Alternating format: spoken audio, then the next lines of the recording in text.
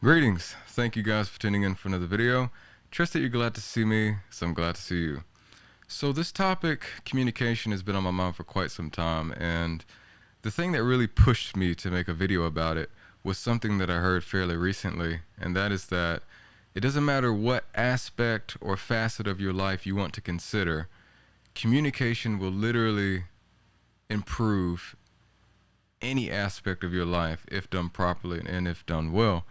And I think it's really interesting that in a world in which we communicate so much, sometimes we don't begin communicating well until it's too late. That is, until we've suffered the consequences of communicating poorly.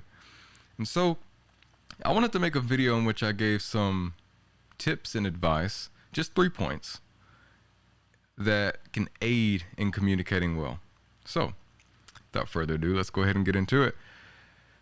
The first tip, which seems a bit counterintuitive, is prioritize understanding over communicating.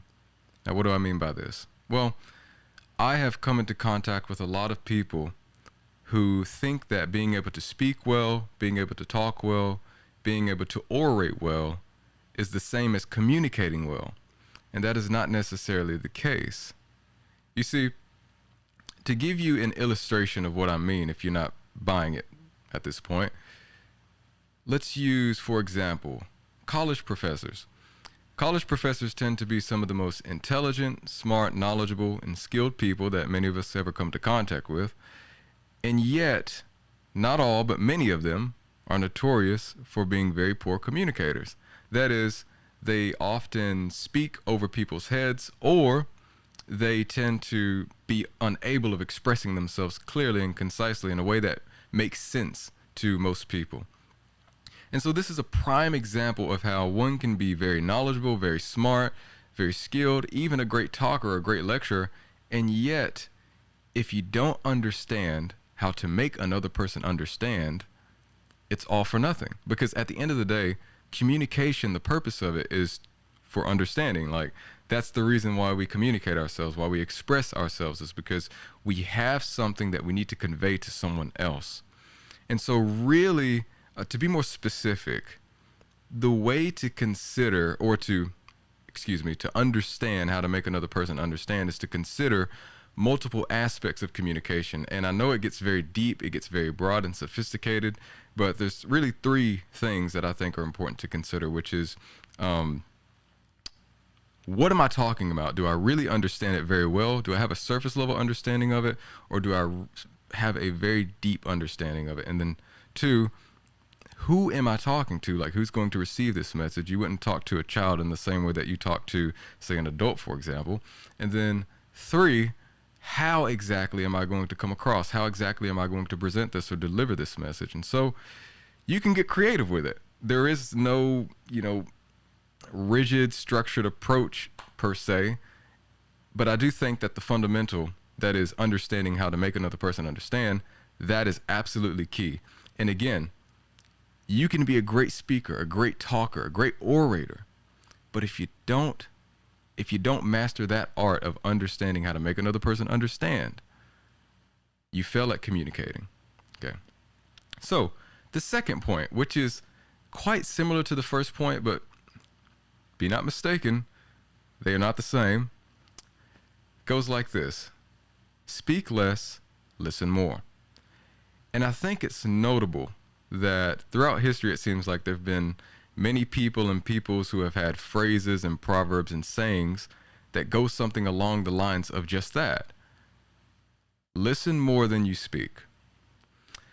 But I don't think enough of us ask exactly why it is important to listen more than we speak. Like, what's the real value of listening more than you speak?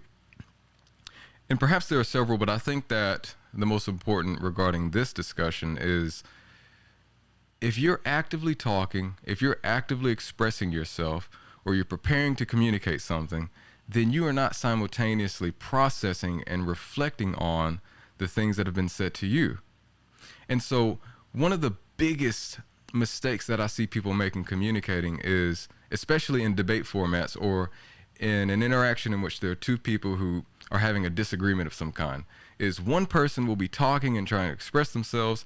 The person listening is not actually earnestly, sincerely, genuinely listening. Instead, in their head, they're trying to formulate the next response or the next comeback. And so you have a situation in which both of these people don't understand each other, and therefore they can't communicate effectively. It goes back to the first point. If you don't understand, how can you communicate? If you don't even understand what the other person is saying, how do you expect them to understand what you're going to say, right?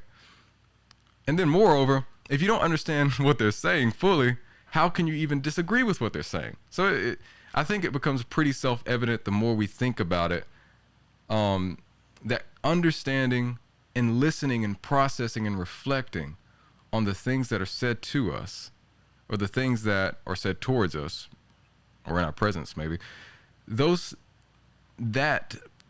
step in the process of communicating is of immense importance. Okay, so the third and last point, and then I'll shut up, is it's arguably the most important, but at the same time, it's one of those ones that if you become hyper focused on it, it could be very disastrous. So the third point is cultivate a rich vocabulary. And now I've come across a lot of people who think that knowing big words and being able to put those big words into a sentence makes them smart, or makes them seem smart or intelligent, and nothing could be further from the truth. Again, the purpose of communicating is to make another person understand. And so if you're if you're trying to employ some fancy words or sophisticated vocabulary in order to impress someone, if that's really your motive for communicating, then you kind of failed from the get-go. You set your own self up for failure. So then, why exactly would cultivating a rich vocabulary be important to communicating? I'm glad you asked. Basically, the key insight here is vocabulary allows us to be precise, and it allows us to be exact. So to use a brief illustration, let's suppose that you come to me and you say, Gio, I feel bad. Immediately I infer, okay, you don't feel good. Obviously there's something wrong with you, but the phrase I feel bad is pretty vague and ambiguous when you think about it. It's pretty broad. It could mean a lot of things. Like, it could mean I stubbed my toe or my tummy hurts. It could mean I feel ashamed or embarrassed about something. It could mean a lot of different things. Let's say instead you said, Gio, I am emotionally exhausted. Now look what we did there. We did not craft an overly complicated sentence. We didn't use some abstract or sophisticated words that we wouldn't encounter in our everyday speech. No, all we did was use different words to be more precise and more exact. And so the difference is, whenever you say that to me, whenever you say the latter phrase as opposed to the former one, I don't have to come back and ask you so many follow-up questions to figure out what exactly do you mean. Like, if you say I feel bad, I have to ask you, well, what exactly do you mean by that? Like, how do you feel bad?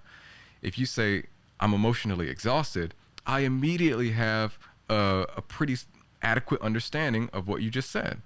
And so one more point on the third point, and I think this will really drive it home. So have you ever been able to appreciate a really good poem or really good song lyrics?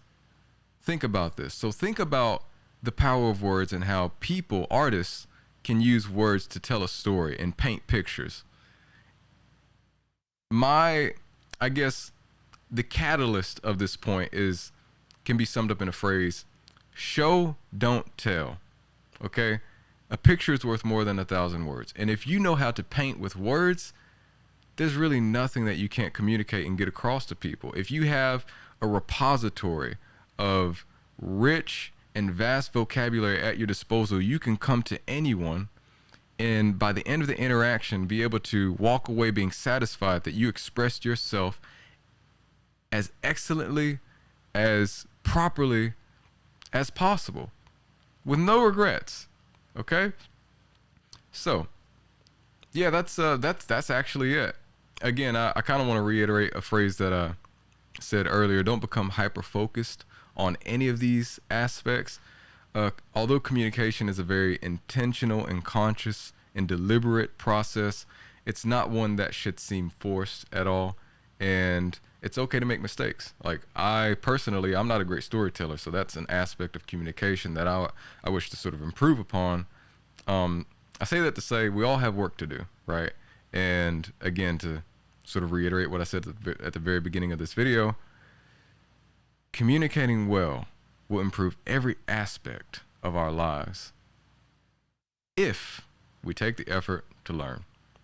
Okay, so thank you guys once again. If you like this video, like it. If you disliked it, dislike it. As always, I appreciate the comments and the feedback. I love hearing from you, and I love conversating with you. So please, let's communicate together. Till next time. Bye-bye.